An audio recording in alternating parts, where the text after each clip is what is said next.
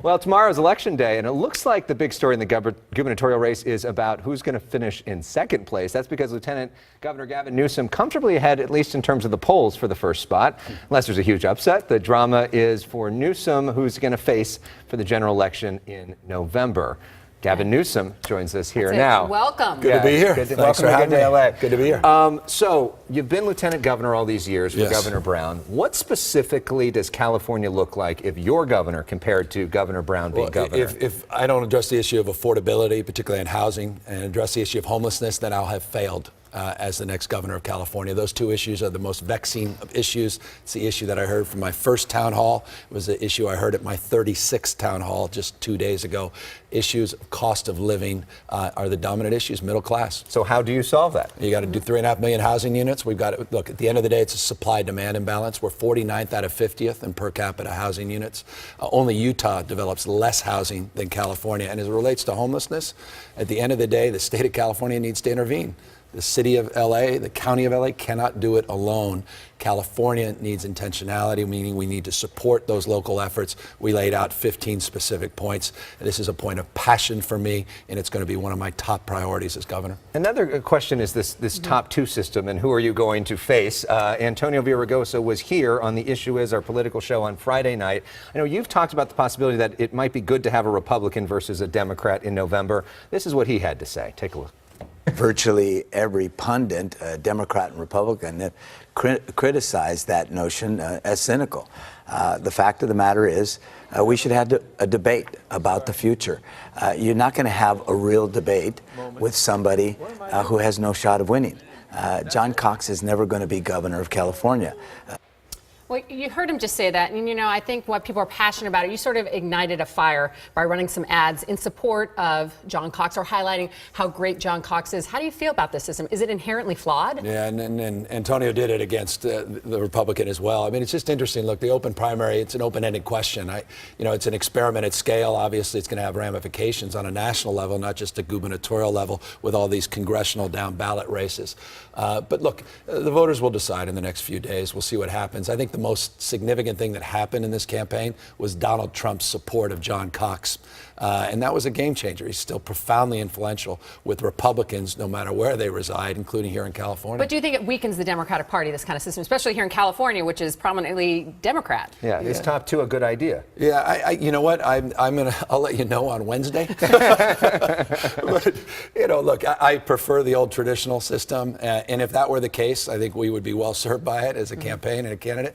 But open-ended question is whether or not we'll have more moderate tone and tenor in these campaigns in the future, and that was all point of the open primary system. What you've seen now, though, look, I mean, Antonio, with respect, $23 million he's received from about 11 individuals, and they were all attack ads, and they were not necessarily issue-oriented ads. I'm not sure two Democrats attacking each other, $100+ million in the next few months is necessarily going to be good for our Democratic Party. As San Francisco mayor, you were the person who started same-sex marriages in this state. We just got some breaking news. You haven't had a chance to read it yet. We haven't had a chance to read it yet. We just got this headline from the Supreme Court that they're ruling in favor of this baker who did not want to serve gay couples. What's your reaction to that? I jaw dropped, and I do want to read it. I mean, the fact that there were only 2 dissenting votes is extraordinary. I mean, remember, blacks couldn't marry whites in 1967 under religious objections.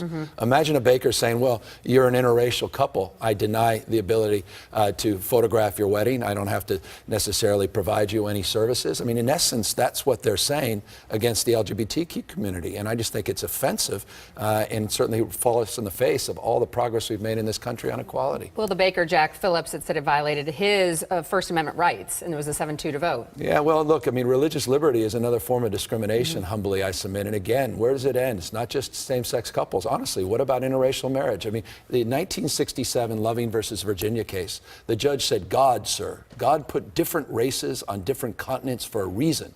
God never wanted the races to mix when he sentenced Richard Loving to a year in prison. That was, I paraphrase, but the point was they were using religious objections. And if we're going to extend this narrative, it's got to be extended beyond just the gay and lesbian community. And it's a very dangerous, I think, precedent. Now, again, with the caveat, I haven't had the privilege and benefit of reading the details, but at least on the surface, it's an ominous decision. All right, let's get to some issues pressing some Angelinos here. We have traffic. You've witnessed it on this bus firsthand. Yes. and you were stuck in traffic to an event 45 Yes. minutes late.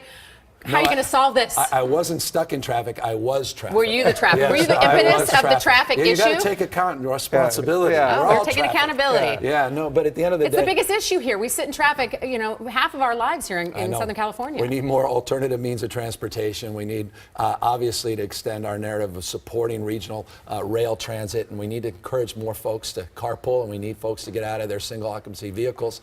That said, this issue of transportation will be made worse, I humbly submit, if we repeal that gas tax, which is providing literally $5+ billion a year to improve our roads, to improve those conditions. And I think that will be a major issue in this November election. Governor Brown says that the bullet train, high-speed rail, would help with traffic. Yeah.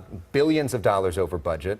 Is the bullet train a good idea? And if you're governor, does that continue, or do you try to find a way to spend that money on something else? I'm confident we can get phase one done, which in essence is from Bakersfield to Silicon Valley, so a valley-to-valley train. What's missing is private sector money. It's the third leg of the stool. But if we can prove the technology in that first phase, and we've by and large funded that, there's probably a $5 to $7 billion gap. I know it sounds enormous, but at the end of the day, we can organize the resources on that.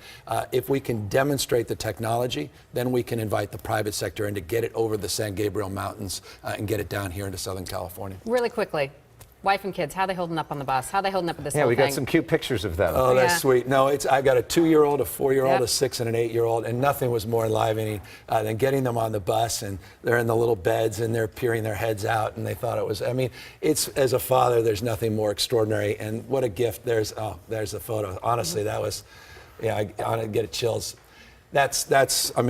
I don't want to be maudlin, but that's what it's about, and those are the memories for your life. And what a gift! It's been an incredible journey so far, and I'm just honored to be in this position. Well, thank you. Thanks for being here. Good We luck to appreciate you it. tomorrow. We will see Thank you you, guys. tomorrow Yeah.